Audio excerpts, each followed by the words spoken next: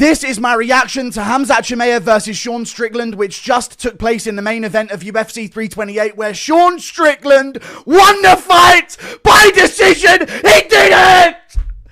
He did it! He defeated Khamzat Chimaev when everybody counted him out. Don't get me wrong, I'm sure there were a couple of you geniuses out there that were picking Sean Strickland to win the whole time. But in true Strickland fashion, the jabs and the teeps led him to victory over 5 rounds. This was absolute cinema to witness. We're in the best timeline! You hear that euphoria? That's the sound of the MMA world reacting to Sean Strickland doing the unthinkable. And let me tell you, it sent shockwaves far beyond the octagon. While we're celebrating this absolute cinema, imagine the scene unfolding backstage in Khamzat Chimaev's locker room. Every single one of those jabs landed by Strickland, every denied takedown, every round lost, wasn't just a point on the judges' scorecards. It was a hammer blow to Khamzat's undefeated aura and his team's grand plans. This wasn't just a loss. This was a complete dismantling of expectation, a public unraveling that undoubtedly led to some serious frustration boiling over behind closed doors.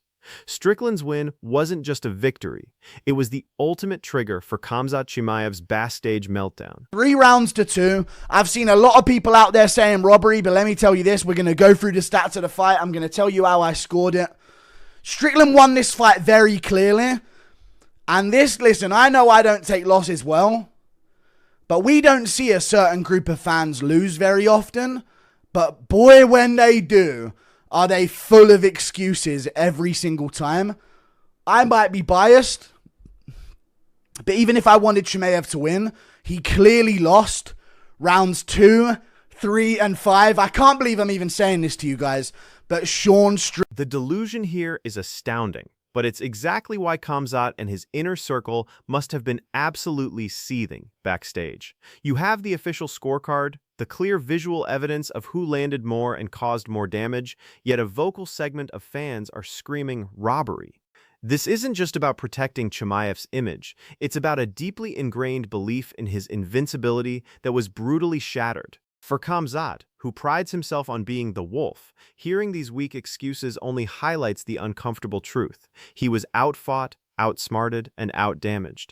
This denial from his supporters, while aimed to protect him, only makes the bitter pill of defeat harder to swallow, adding fuel to any backstage frustrations. Chimaev walking into jabs for 15 straight minutes? What's going on, Chimaev? I thought you were the wolf, brother. This guy chicken. This Sean Strickland guy's just some chicken that you're going to deal with in round 1. Not so easy, buddy. Gave up on the grappling 1 round into the fight. Now, in round 1, Khamzat Chimaev had a dominant round, and it was as we expected. He goes out there, Strickland lands a couple of shots, he lands a couple of shots.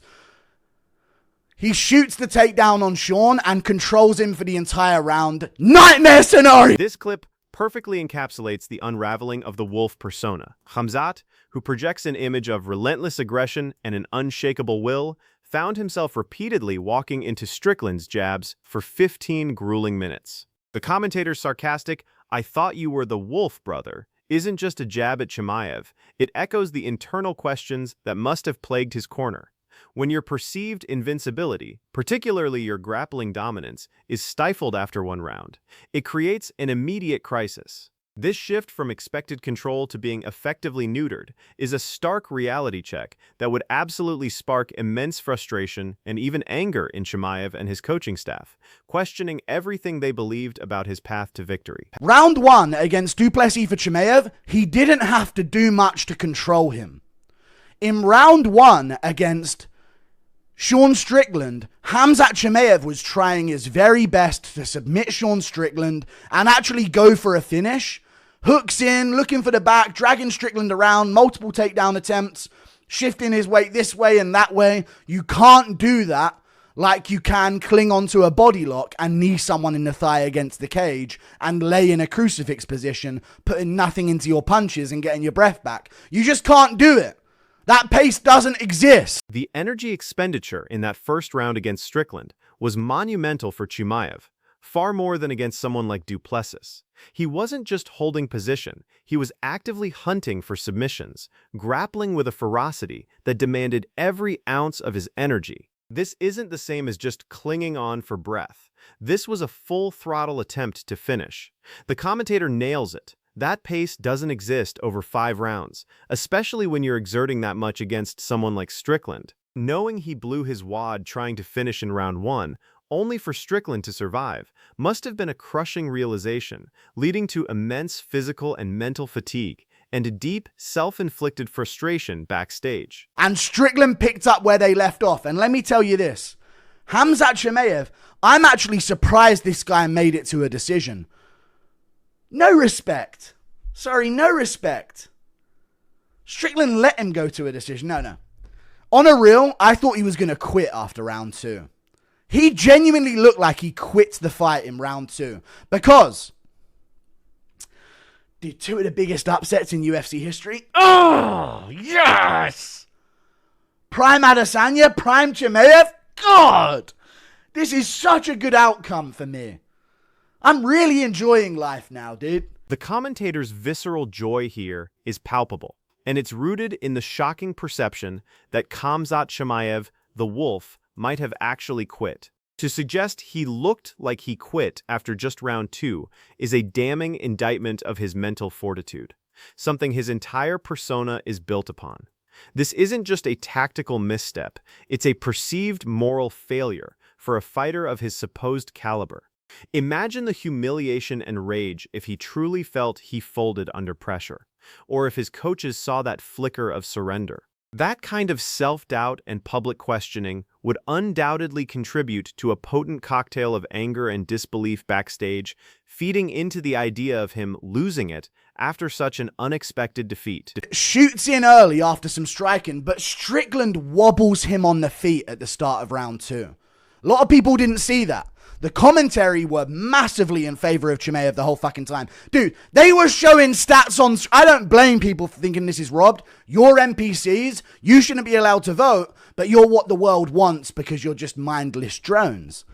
So you hear commentary saying this thing. You see them bringing up the old classic fucking who's advancing time stat. Advancing time percentage? Show the fucking strike numbers. Because they'll tell you Strickland won rounds 2, 3, and 5 all day. This clip exposes the insidious role biased commentary played, directly fueling the robbery narrative.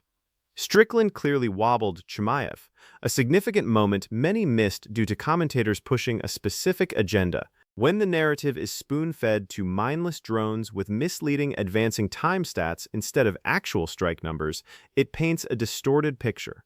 For Chimaev and his corner, this must have been infuriating. Not only did they lose, but they also had to contend with a public discourse warped by favoritism.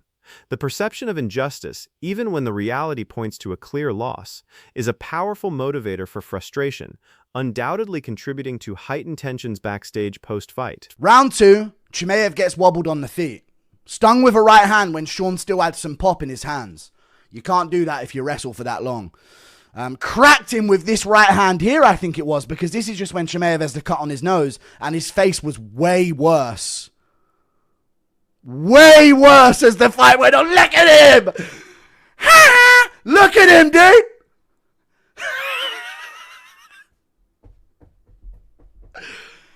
Oh. I contribute it. You know what I'm saying? I don't want to go too far with what I'm saying here, but God...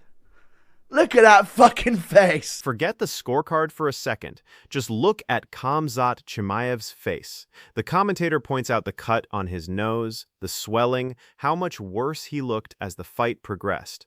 This isn't just superficial damage. It's a visual testament to the beating he endured. For a fighter whose image is one of an unstoppable force, a visibly battered face tells a story of struggle and defeat that no amount of fan denial can erase. Seeing himself in that state, compounded by the loss, would undoubtedly be a harsh reality check, the kind that ignites immense frustration and fuels a deep personal anger when he retreats backstage. You took DDP from me. Oh, Makhachev took JDM. Merab beat O'Malley. Khabib beat McGregor. Khabib beat Gaethje. Khabib beat Poirier. Makhachev beat Poirier. You took everything from us. And now I'm going to enjoy your demise. But round two. Sorry, I don't know where I went there for a second. But round two.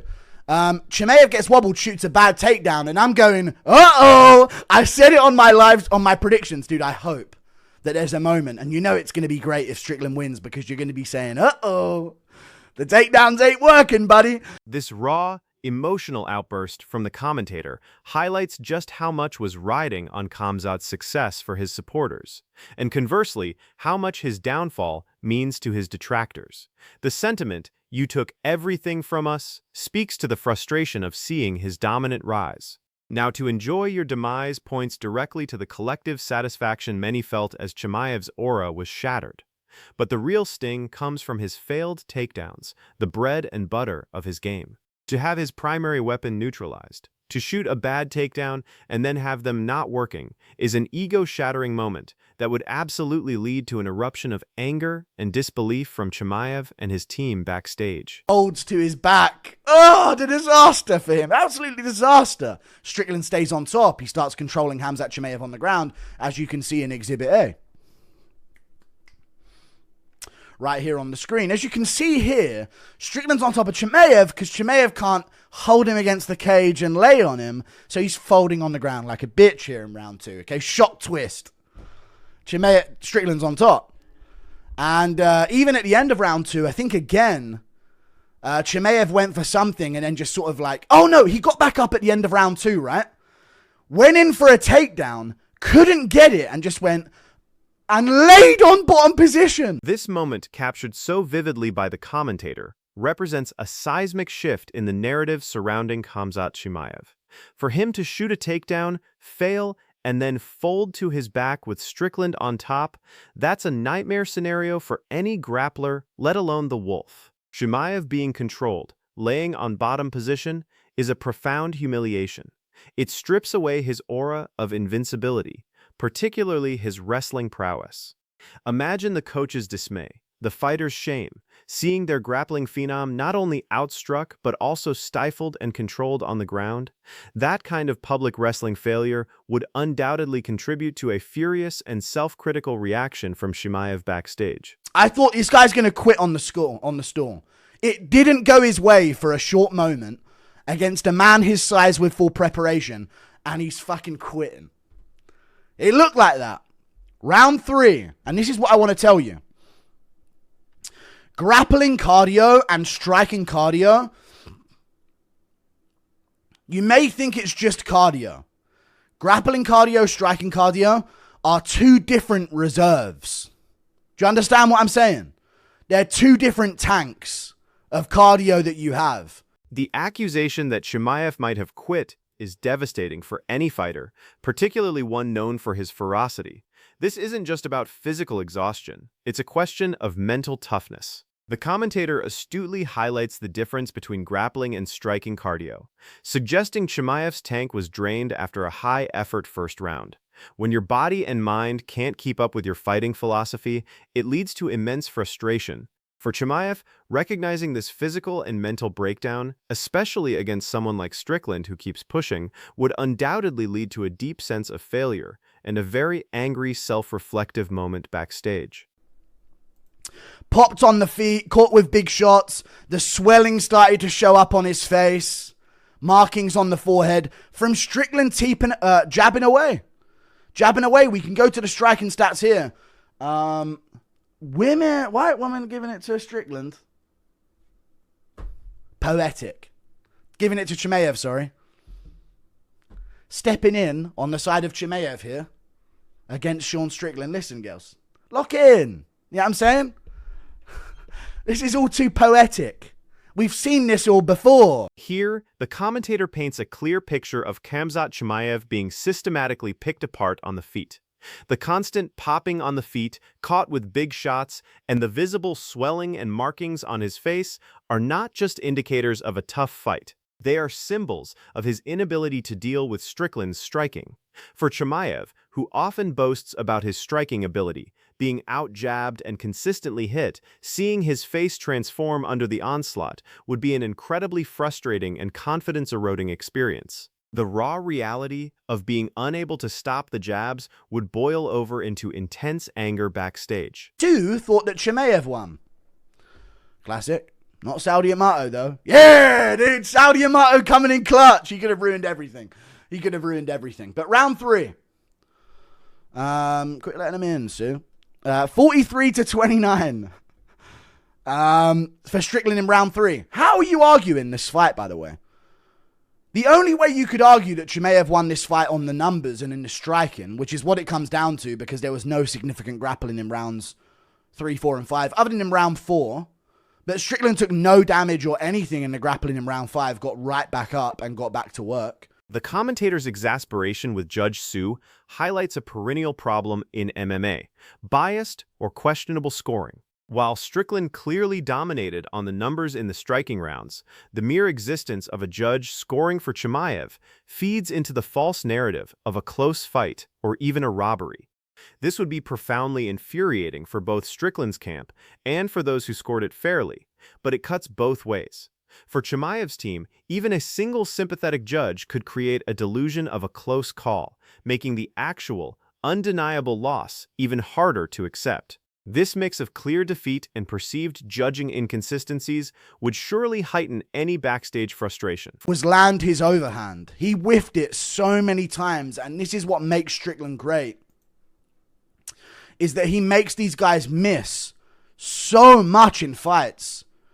He makes these guys miss so much in fights, dude. He gets his arms in the way, shoulder tucked, weaves out the way, great head movement. Taylor could learn a fucking thing or two, you idiot. Hands in traffic the entire time, so people's punches are getting caught up on the way to his chin.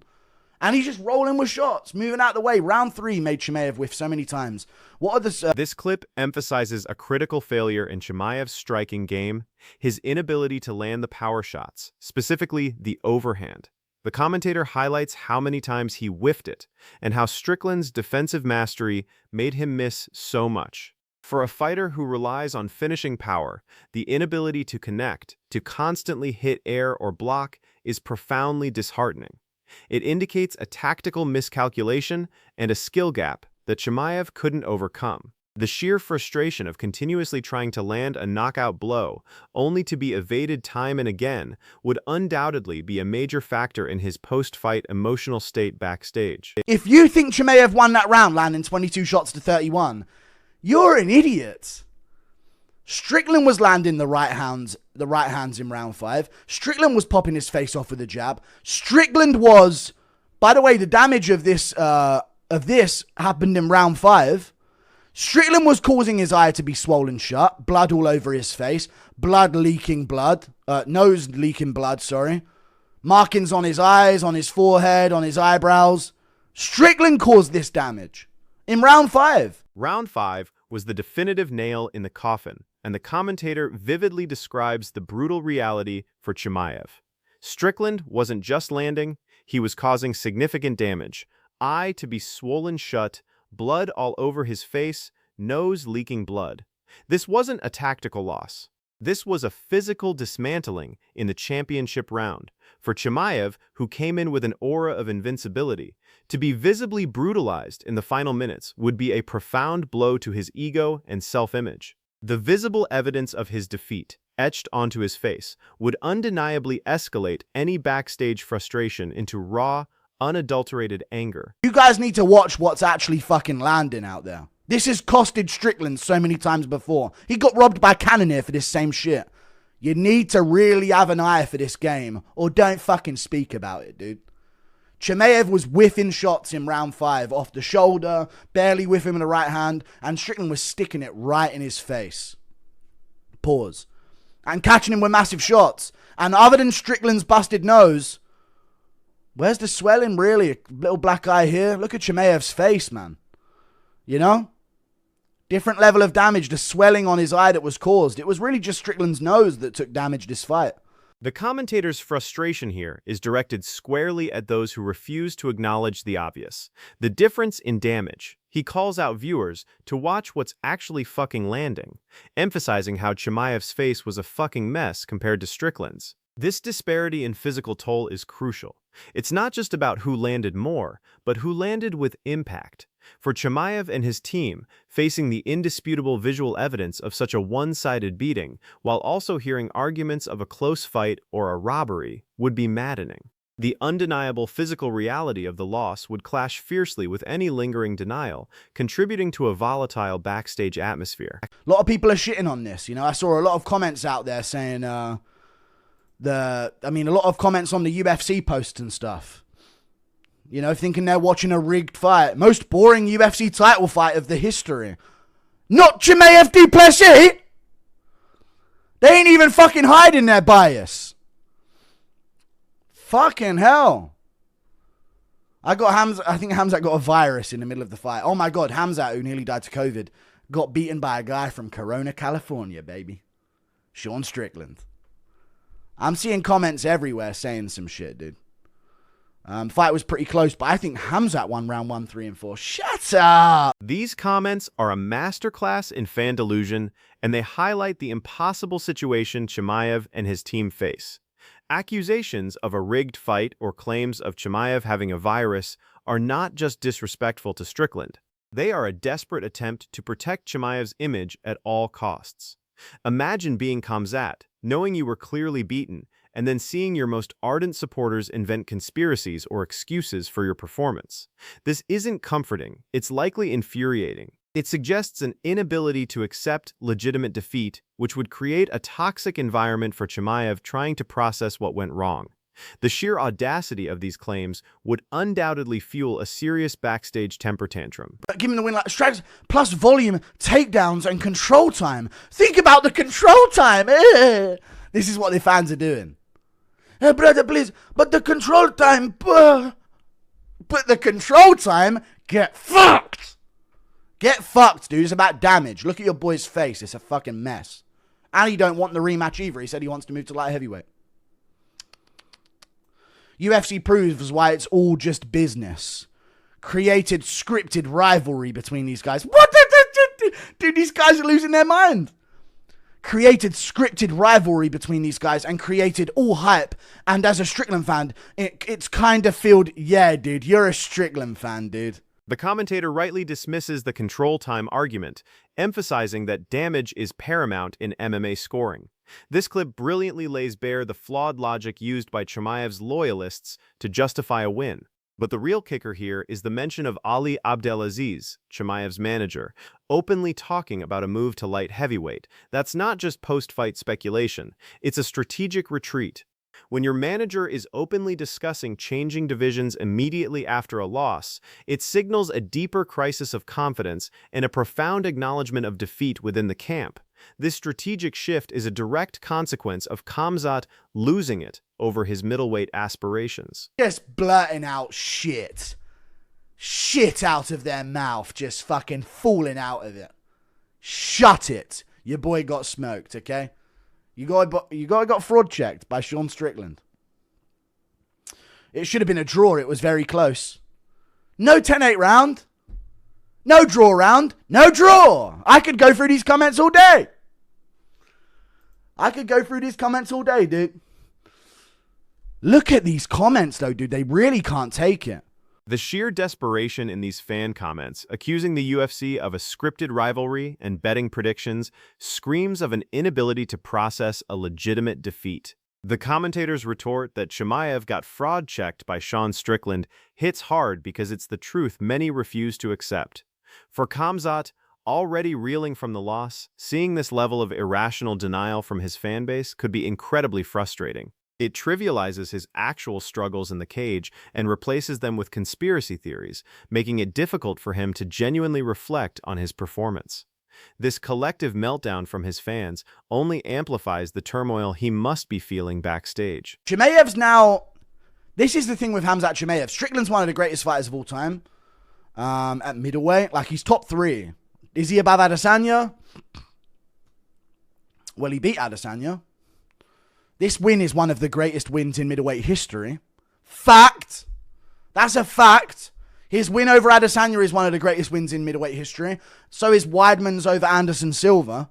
But let's face it, this ain't nothing fluky about this. He straight beat them by decision. That's really difficult to do. Weidman caught Silva. Great win. Strickland's got a hell of a resume if he can keep this belt. If he can pick up one more. This segment powerfully reframes Sean Strickland's victory, elevating it to one of the greatest wins in middleweight history. For Khamzat Chimaev, this isn't just a loss on his record, it's a direct assault on his perceived legacy. He was supposed to be the unstoppable force, the next big thing, and now he's the stepping stone for Strickland's historic achievement. The commentator underscores that this wasn't a fluky win, it was a clear decision, making Chimaev's defeat undeniable. This harsh reality, that he not only lost but significantly boosted his opponent's legendary status, would be a monumental blow to his ego, undoubtedly contributing to him losing it backstage. He has to move division. He has to move division. Because what is it for him at middleweight? He's not getting a rematch. He didn't even fucking defend the belt.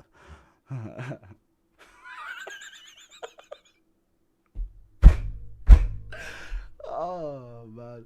JDM didn't even talk shit and they were clowning him for not even defending the belt. Oh, God, yes. Didn't even get a defense, you know. Going outside, dude. Strickland's like 40. I mean, let's be real. Strickland's 38 years old. Strickland had a motorcycle injury. Tore his leg to shreds. The final, brutal reality for Khamzat Chimaev, he has to move division. This isn't a choice, it's a consequence.